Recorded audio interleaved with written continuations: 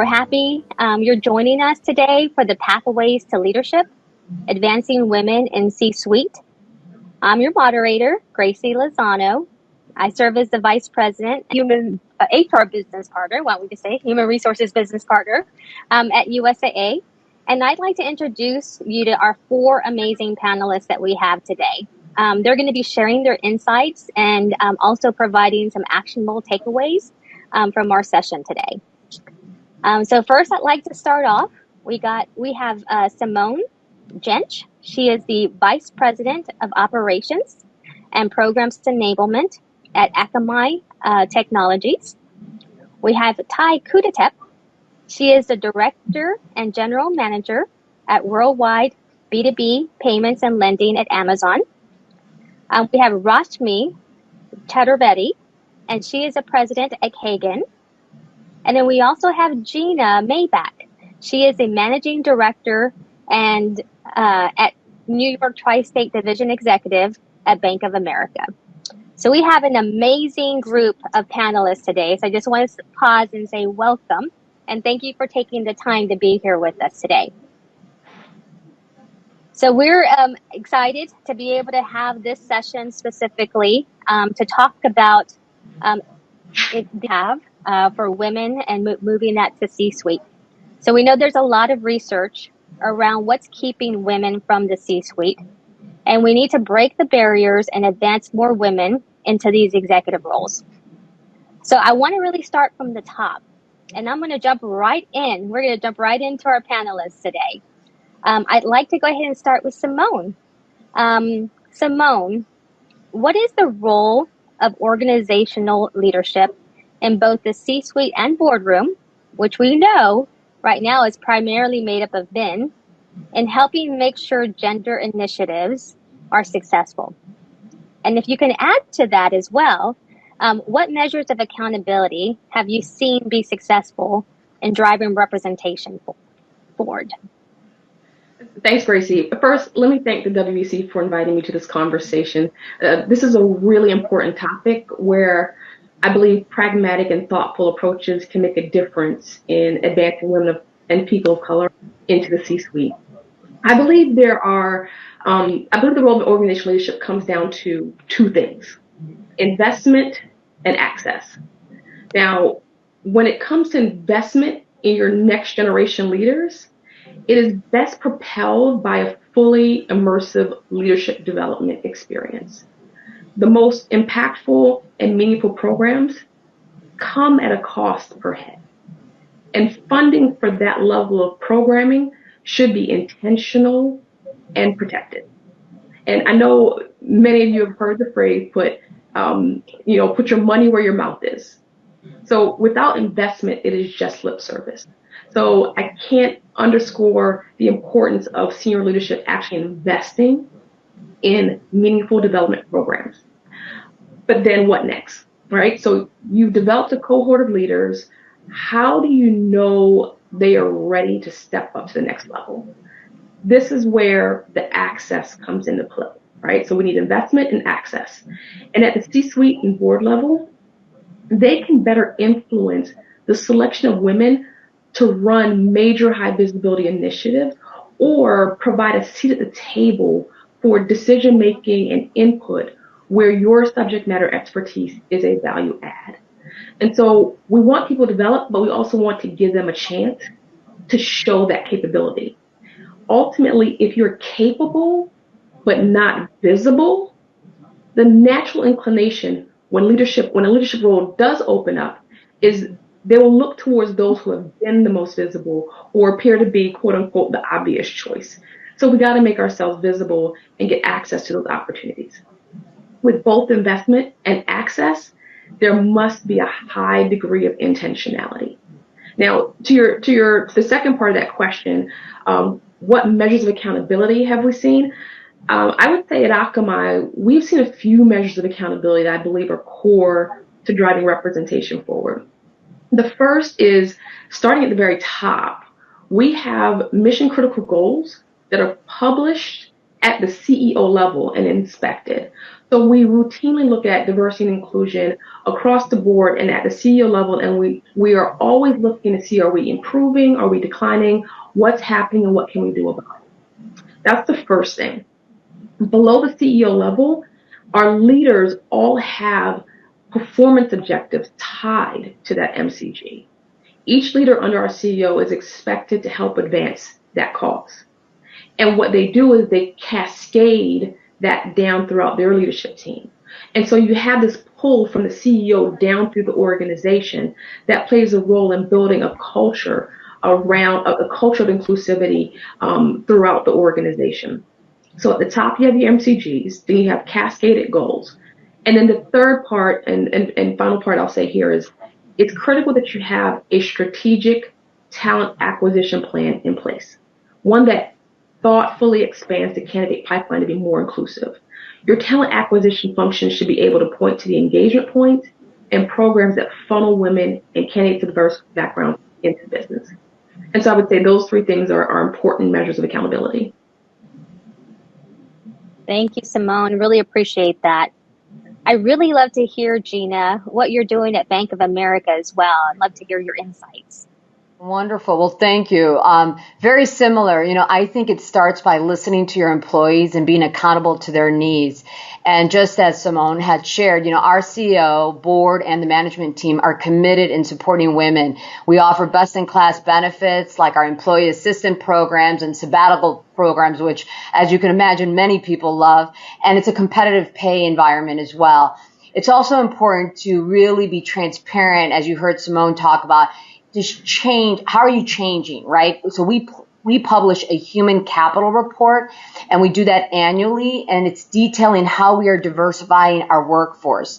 Each management team member who reports to our CEO is responsible in driving the diverse representation in their respectable areas, and there's regular reporting and review with our CEO and the board. And it keeps everyone accountable to our employees and our shareholders and the stakeholders. And lastly, I really do believe this. It's about the culture at the top.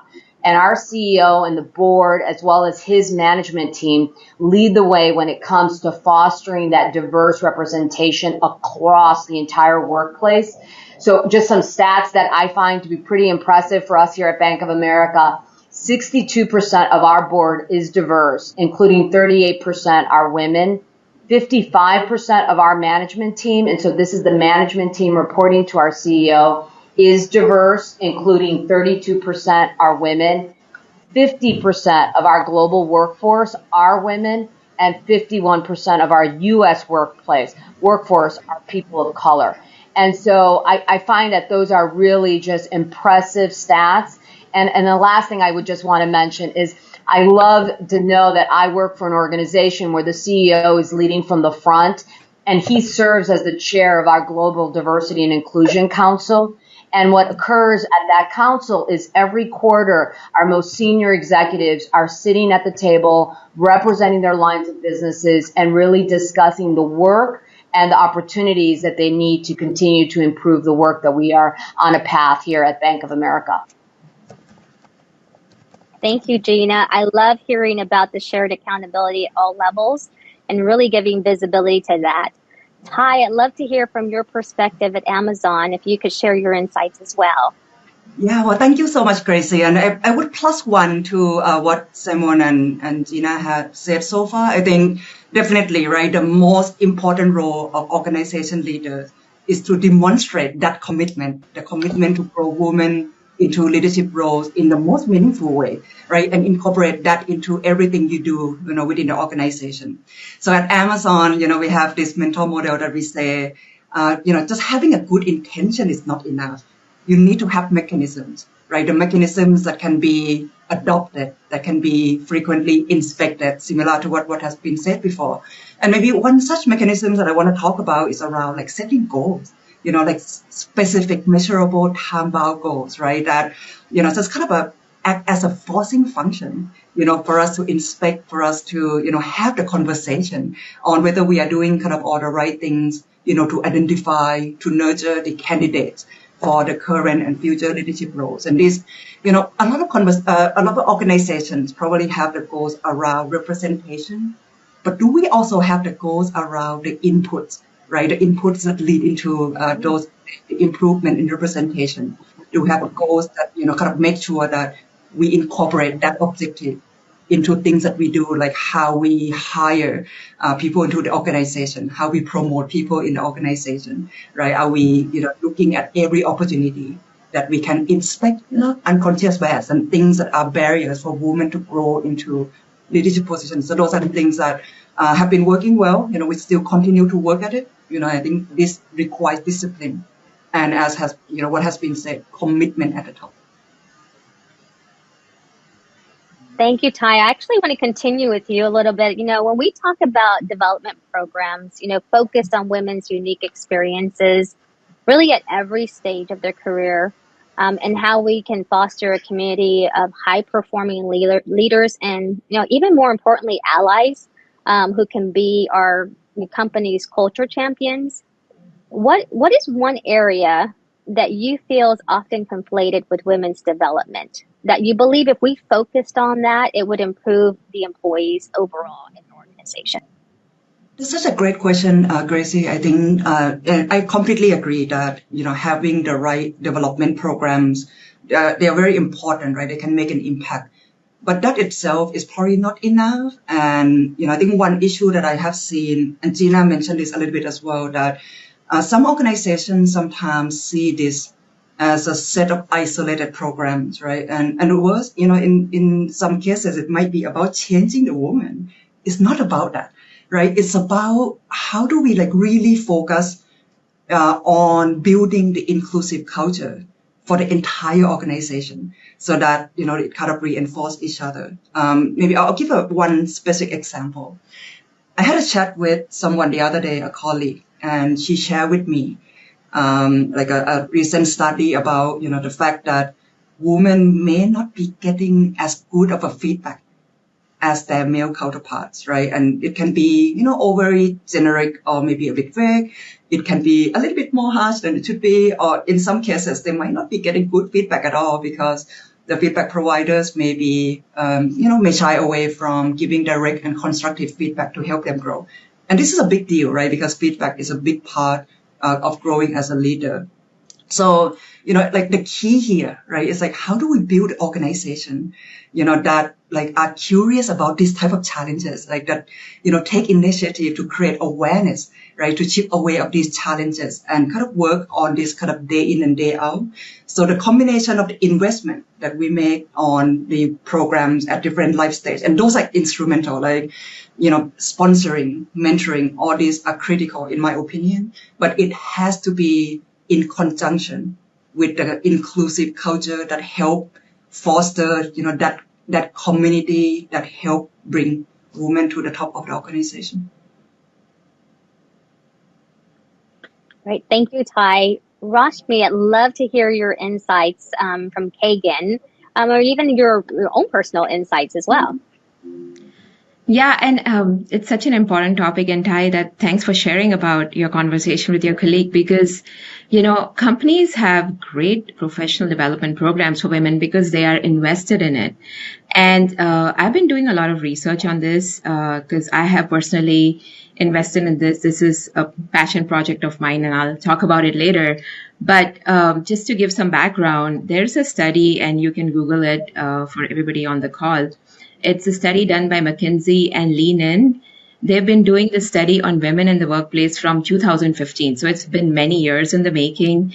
And over time, they've interviewed about 900 different corporations, 500,000 people, both employees and managers in corporations, to understand gender diversity in workplace and what are the different myths on why women don't feel connected in spite of great development programs. So it's a huge study. I can't go through it right now, but I could tell you few points, and you could read on your own when you have time. But the very thing that touched me, and I have felt that too in my career, is the feeling of belonging.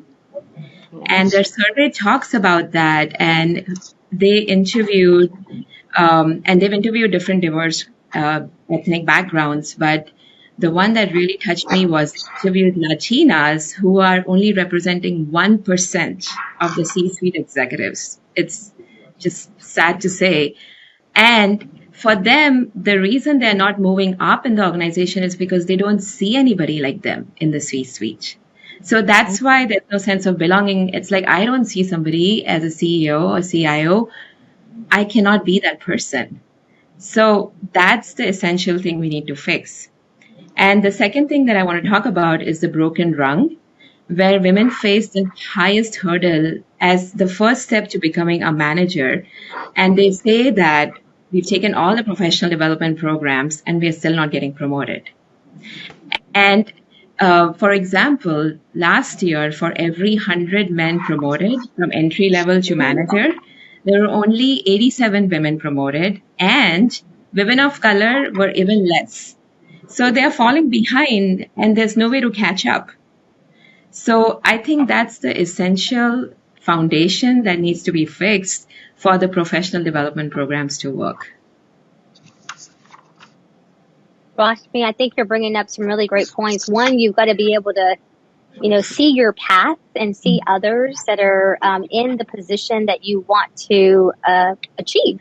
And I think that's often an opportunity for us to, even if it's not at the C-suite, to be able to make sure we're giving exposure to our diverse talent so people can continue to strive to move up the ranks into leadership roles, and then to do everything we can to be able to develop and enable others to be able to move into the most senior roles. And so you all have shared a lot of great insights and ways to be able to focus on development, to make sure that we've got accountability at multiple different levels, which I think is so important.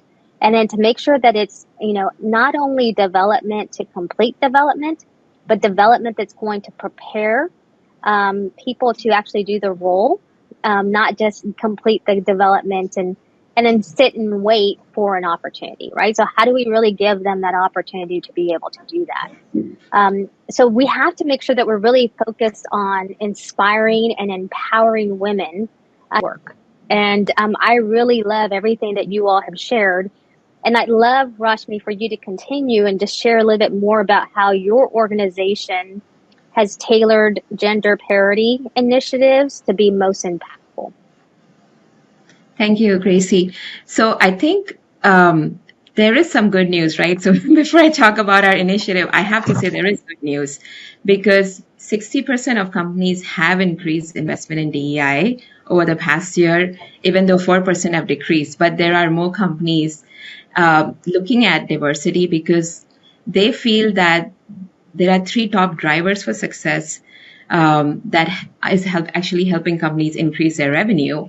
One is fostering diversity, equity, and inclusion. 2 is effective people management.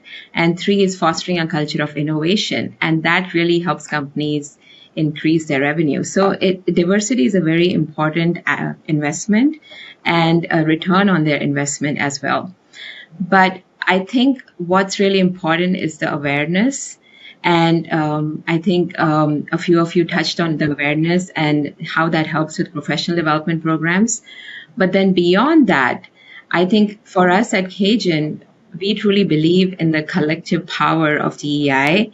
I'm a woman, I'm an engineer, and I think for us, our company operates on the principles of DEI, and it's essential to our ethos. And so to strengthen that, we've invested in a completely new accelerator that's targeted to support women in engineering. As if you see, historically, women in engineering are highly unrepresented. And, one, they don't have pathways to get into jobs. And then 2, they don't have pathways to be elevated into leadership positions.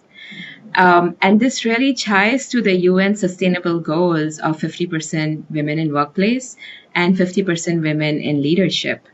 So it's a call to action for everyone. So what we are doing on our part is I'm launching an accelerator. It's called Uptempo Careers. We launch October 25th. The site is up. You can go to uptempocareers.com and learn more about it. but it's about supporting and empowering women into leadership positions in STEM field.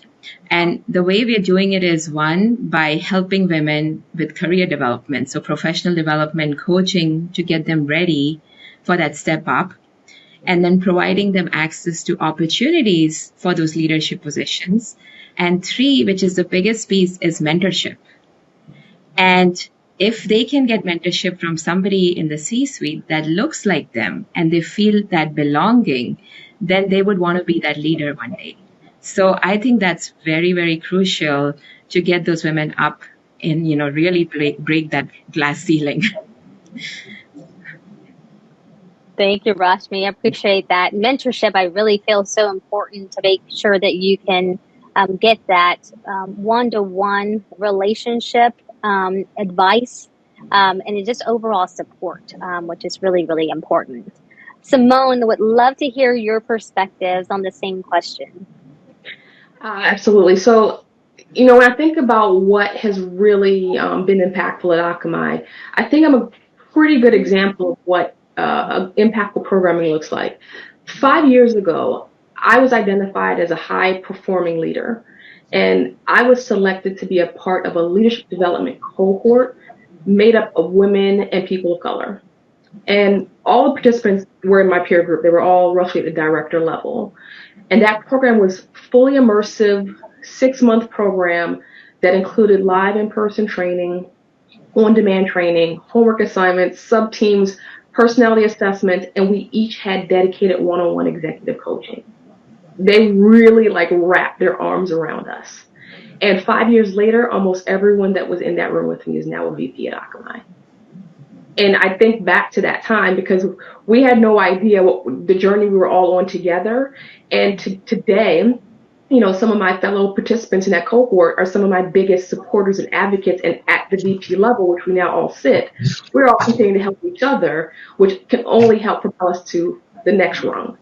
And so that's one example of one way in which Akamai is using initiatives to help close that gender parity. I would say what we're now starting to do is we're now starting to pivot and offer that 3-degree immersive programming at a functional level. So we recently launched a immersive program for women in sales because the experiences and needs of a woman in sales slightly different from maybe women in engineering. And so we're starting to offer the immersive experience at functional level.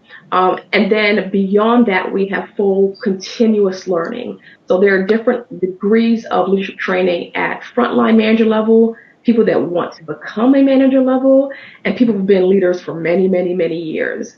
Because we understand the unique needs at those different levels in your career requires bespoke programming.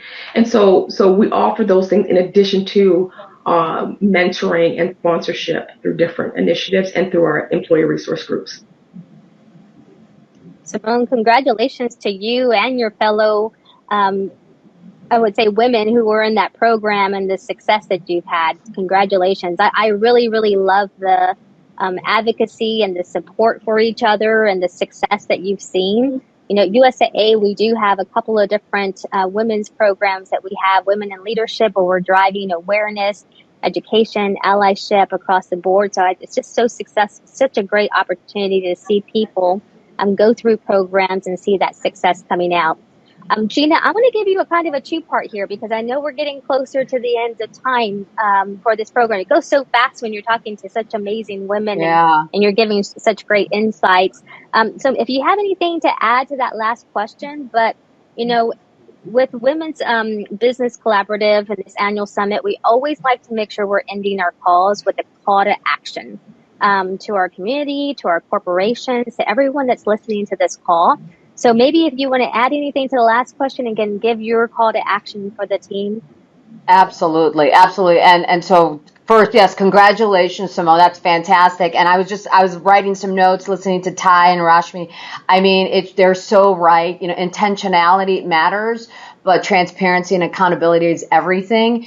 And I'm similar to Simone. I share a success as well. I've been with this organization, with Bank of America over 20 years, 30 years in the industry, and working for private bank, as the first Latina leading a division for the private bank. I liked what I heard earlier. You can't be what you don't see. And so I truly can relate to that.